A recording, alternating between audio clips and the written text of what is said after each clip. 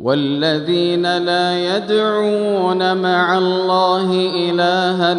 آخر ولا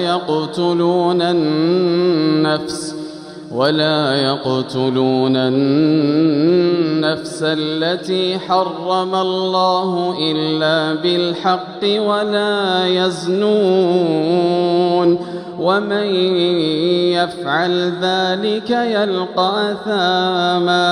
ومن يفعل ذلك يلقى أثاما يضاعف له العذاب يوم القيامة ويخلد فيه مهانا إلا من تاب وآمن